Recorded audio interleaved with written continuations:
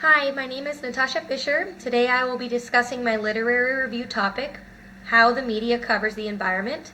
This is for my Journalistic Media in Society class. So why do we want to cover this topic of how the media covers the environment? Some of the concepts I'm going to discuss are the relationship between the media and the environment, what is gained and lost from environmental reporting, as well as the importance of environmental reporting and its impact on public policy as well as government policy. So one might ask, why is the topic of how the media covers the environment important? For public policy to be enacted, for one. For two, for there to be action taken by the government as well as the public. For three, to hold certain people responsible or corporations responsible for environmental issues that happen. Also, for future generations to know what they are up against. The main findings of my annotated bibliography, it was quite interesting. I saw a reoccurring theme, and the theme was that the quality of news coverage involving environmental issues on a global scale is seen in a negative light on the whole. And this has many causes. For one, lack of knowledge by journalists and reporters on environmental topics and lack of experience in scientific writing. Also, false perception of the truth, so the media will try to give balance in a story.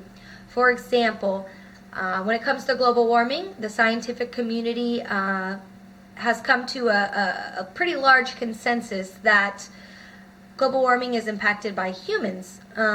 However, there will be skeptics that will be against global warming, and so the news will try to highlight those stories, even though that's not what the consensus is. There may only be a handful of those scientists who are skeptics, but they want to give balance, so it kind of creates false perception of the truth.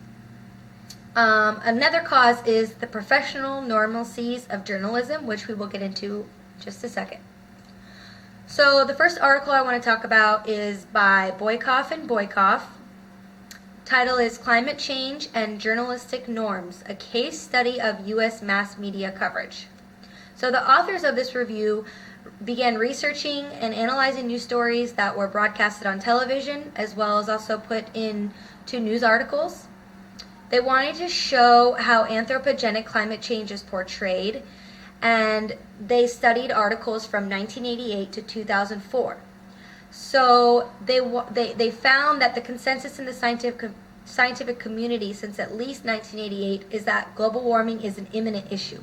So it has been discussed greatly in the media since 1988. However, they noted that there were periods of time where global warming reporting was more on the rise. And this was because of mostly non-scientific purposes, oddly enough.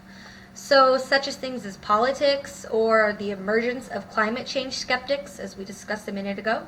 Also, personalization and dramatization. So this article covered how the professional normalcies of journalism have impacted scientific-based environmental reporting on global warming, which we will go into right now.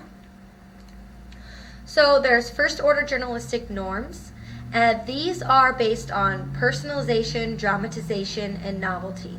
So human contributions to climate change are being misconstrued in the media when journalists use these first-order journalistic norms to write on these scientific-based and environmental problems.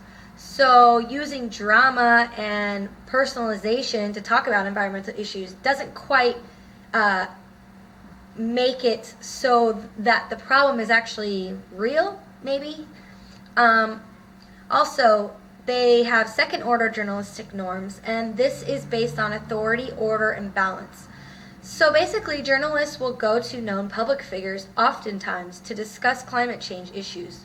However, the public figure will sort of try to de-emphasize the issue in order to not create a sense of urgency on their part, so they don't have to quickly react and start to make changes in the environment.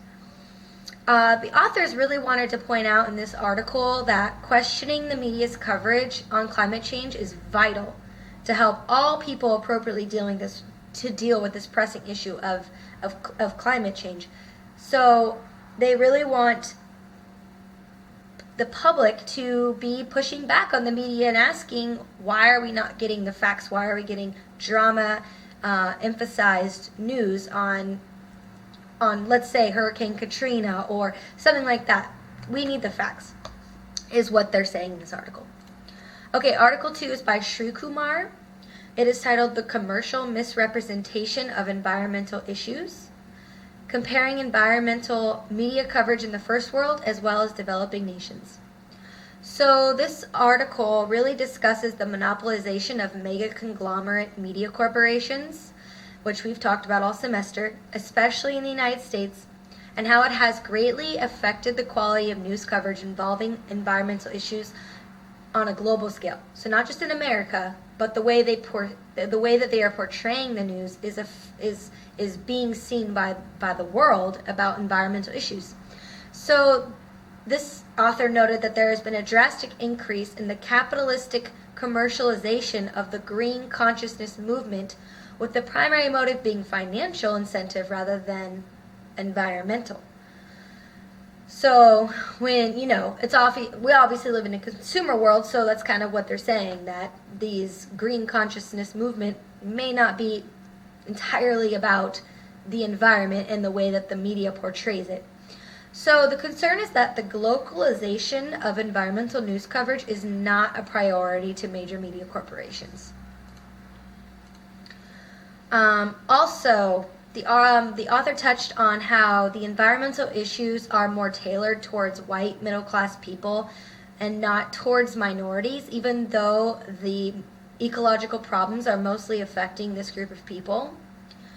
Also, this article raises the issue that while global media companies may be primarily motivated by financial incentives when reporting about environmental issues, third world country reporters are actually starting to make waves in quality eco-journalism, because their journalism is mostly based off environmental activism, which usually directly relates to the social injustices of their country.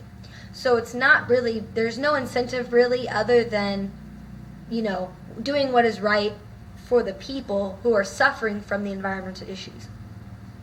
And not always, but that is a consensus that the author made. Also, if an environmental problem is not filled with drama, the mainstream media has no urge to report on it, thereby not causing the much-needed public awareness. So the plan for my final paper is to explain why the topic of how the media covers the environment is so important. I will show conclusions made from the collection of research papers from my annotated bibliography in order to support my hypothesis. There will be connections made between different research papers to highlight similar thought patterns on the topic.